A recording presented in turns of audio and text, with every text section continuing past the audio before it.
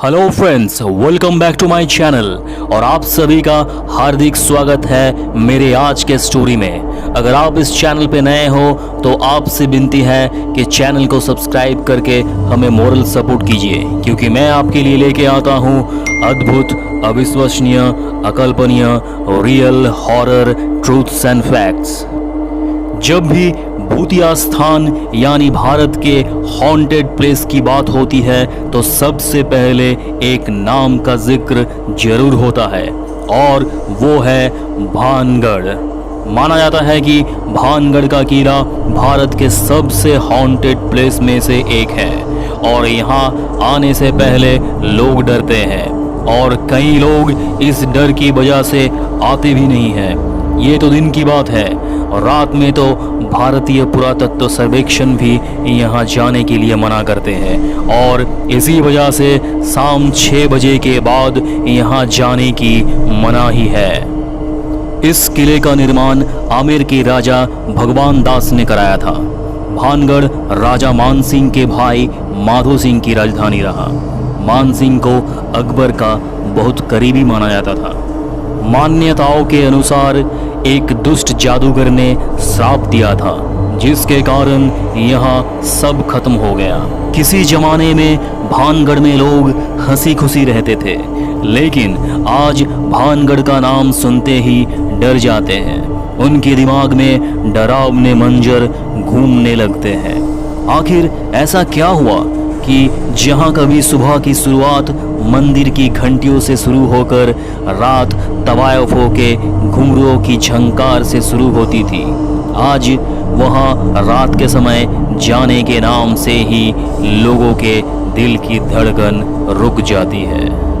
भानगढ़ के ध्वस्त होने के बारे में राजकुमारी रत्नावती और तांत्रिक सिंधु सेवड़ा की कहानी बहुत प्रचलित है। इस कहानी के अनुसार राजकुमारी रत्नावती बहुत रूपवान और खूबसूरत थी। राजकुमारी रत्नावती के रूप की चर्चा भानगढ़ सहित आसपास की सभी रियासतों में थी।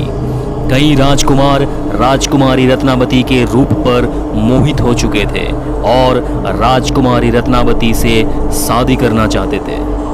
भानगढ़ में तांत्रिक सिंधु सेवड़ा भी रहते थे। तांत्रिक सिंधु सेवड़ा भी राजकुमारी रत्नावती के रूप पर मोहित हो चुका था।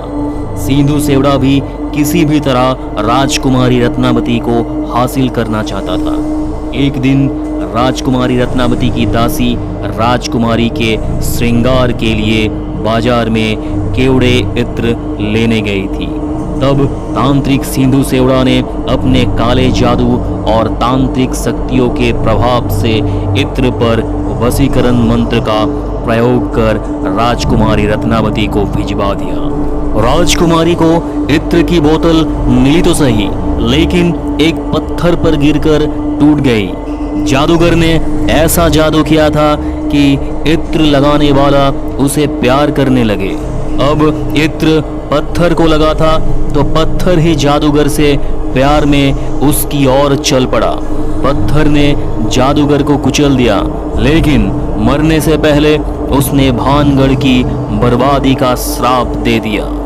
कुछ वक्त के बाद एक युद्ध हुआ जिसमें भानगढ़ तबाह हो गया और यहाँ रहने वाले सभी लोग मारे गए। एक और कहानी के मुताबिक यहाँ एक साधु रहते थे और महल के निर्माण के वक्त उन्होंने चेतावनी दी थी कि महल की ऊंचाई कम रखी जाए ताकि परछाई उनके पास तक ना आए, लेकिन बनाने वाले ने इस बात का ध्यान नहीं रखा और अपनी मर्जी से महल को बनवाया। साधु ने गुस्से में श्राप दिया जिससे भानगढ़ तबाह हो गया। ये वो सवाल है जिसका कोई जवाब किसी के पास नहीं है। मानने वाले मानते हैं और जो नहीं मानते वो इसे कल्पना करार देते हैं। किंवदंतियों पर भरोसा करे तो महल श्रापित है और आत्माओं का यहाँ वास है, लेकिन जो नहीं मानते वो इसे वहम कहते हैं। सच चाहे जो हो, लेकिन भानगढ़ को गूगल पर काफ़ी सर्च किया जाता है और बड़ी तादाद में लोग यहाँ आते हैं।